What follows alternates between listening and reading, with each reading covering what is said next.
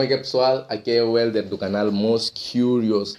Você está no canal Most Curious. Se você está nesse canal, você quer aprender inglês em casa, sem ter que gastar muito, sem nenhuma ajuda de nenhum professor. Então, por favor, se subscreva no canal e ative o sininho da notificação, porque nesse vídeo eu vou te ensinar como aprender inglês em casa sem nenhuma ajuda e sozinho. Então, sem mais demoras, vamos ao vídeo.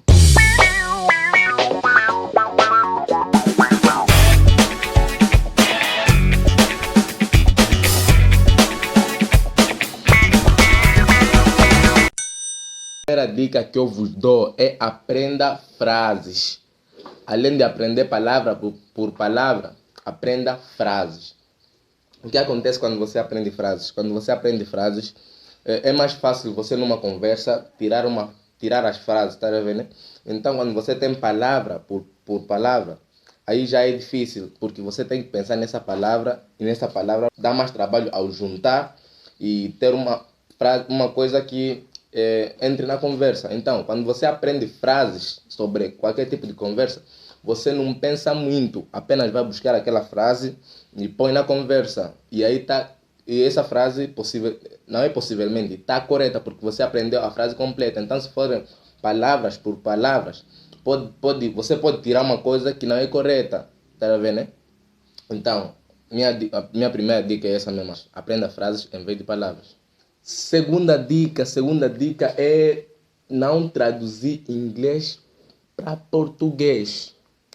Isso acontece muito, tipo, você está numa conversa, você pensa uma frase em português e quer transformar ela em uma frase em inglês. Isso não acontece. Inglês é totalmente diferente do português. Então, não aprenda, não traduza em português para inglês. Não traduza, porque há algumas palavras que em inglês é difícil explicar qual é o significado em português. Então, só mesmo se você aprender o significado em inglês e saber a palavra em inglês, aí já é mais fácil entrar numa conversa. Também porque quando você traduz português para o inglês, é difícil na hora de falar, por exemplo, numa conversa, porque você primeiro pensa na palavra em português, depois vai falar em inglês. Então, é difícil esse processo aqui. Você primeiro tem que pensar depois para falar.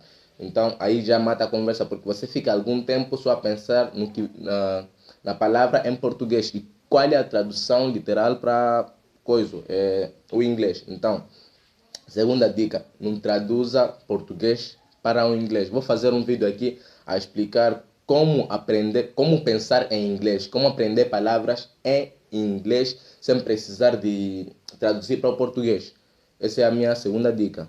Terceira dica, não se foque na gramática. Se você tentar fazer frases gramaticalmente corretas, é meio difícil, não é difícil, tipo, vai complicar o teu processo de aprendizado no inglês. Por exemplo, se você, por exemplo, até mesmo em português, a maioria das frases que nós falamos não são gramaticalmente corretas, mas como é só uma forma de comunicação, desde que a pessoa entenda, aí já tá bom. Agora, se você tenta ir na gramática, vai ter que falar um português mesmo, ou um inglês, mesmo aquele de doutores. Muitas das vezes gramática não é tão usada. É usada, mas não é tão usada.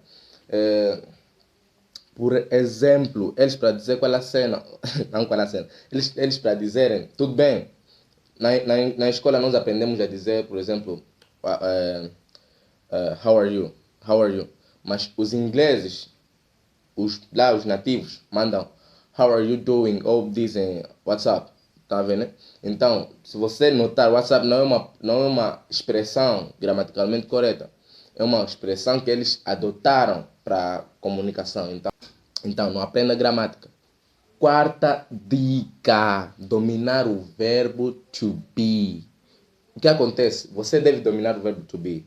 Quase to be é a chave para o inglês.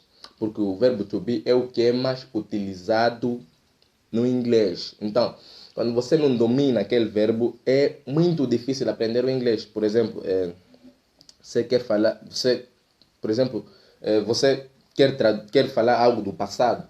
você tem que saber como é que se conjuga o verbo to be no passado. Quer falar algo do presente, quer saber como é que tens que saber como é que se conjuga no presente.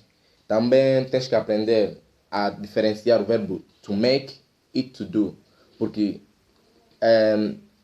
traduzindo para português a expressão tipo para português tem o mesmo significado, porque to make é fazer e to do é também fazer, mas há diferentes contextos em que esses verbos podem se utilizar. Então, vê se estuda bem o verbo to be e make e do. Quinta dica, aprendam phrasal verbs. Aprendam phrasal verbs. O que acontece? Quando você aprende essas expressões, é mais fácil entender os nativos. Por exemplo, filmes americanos. É mais fácil você entender não só filmes americanos, também os nativos americanos. Por que eu digo isso aí? Porque quando você aprende phrasal verbs, eles te ajudam a diferenciar algumas expressões, você a entender. Tá vendo, né? Por exemplo, estamos numa conversa. Os ingleses gostam de misturar duas palavras para formar uma única palavra. Por exemplo, get down, turn off ou turn on. Então, são palavras, são phrasal verbs. Você até pode, tipo, ter aquela cena, tipo, você pode ter aquele tipo, se calhar significa isso aqui. Você só pensa se calhar significa isso aqui. Mas se calhar, na verdade, aquilo não significa aquilo que você pensa. Vocês estão a entender? Então, vou dar um exemplo aqui de phrasal verbs. Por exemplo, get around, make it up, kick off, tá a ver? Então, pull up, fill up. Então, nós temos essas expressões. Se notarem, temos fill e up. Fill é tipo preencher e up é tipo em cima. Então, fill up se utiliza quando você quer preencher um documento ou um formulário. E temos make it up. Make it up, você pensa que é tipo make up ou uma coisa, é make up, tá vendo? Mas não é isso aí, tipo make it up. Por exemplo, quando você promete a uma pessoa, tipo, eu ia ir no teu aniversário, não sei o quê, e você se esquece desse aniversário, você vai lá e diz assim, oh, I'm so sorry, I was busy, but I'll make it up to you. Então você está a falar, desculpa, eu estava ocupado, mas eu hei de fazer isso para ti. Tipo, é de pagar o que eu não fiz, é de pagar num outro dia, tá vendo? Então não é fazer, é pagar, tipo, é que nem pagar, mas não é pagar de dinheiro, mas há de compensar, exatamente, é compensar. A expressão certa é compensar. Então, aprendam phrasal verb. Quarta dica é algo que vai ajudar muito mesmo na tua compreensão. Vai ajudar mesmo. Vai ajudar muito na tua compreensão e tipo na tua compreensão da forma de ouvir os ingleses. É escutar músicas. O que acontece quando você escuta músicas? Quando você escuta músicas, você aprende to listen. Você aprende listening. Você aprende a escutar e a pronunciar palavras. A dica que eu dou para vocês, se vocês têm uma música em inglês, tem que ser em inglês mesmo. Se vocês têm uma música em inglês, descarreguem, por exemplo, você tem uma música, descarreguem um aplicativo Letras do Brasil. Lá tem letra de quase de todas as músicas. Então, o que acontece? Você é só instalar o aplicativo, ativar dados móveis, pôr a música que você quer a partir do aplicativo, que vai aparecer a letra da música. Então, aparece, se for em inglês, aparece aqui em inglês e ao lado a tradução para português.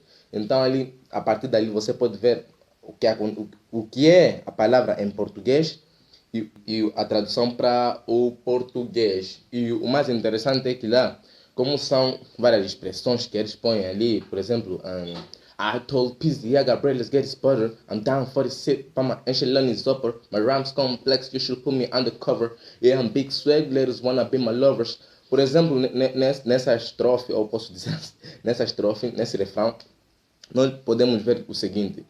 Há muitas frases, então, desse aplicativo, você vai aprender as frases. Então, pessoal, essas foram as dicas. Se subscrevam no canal e ativem o sininho da notificação. Bora!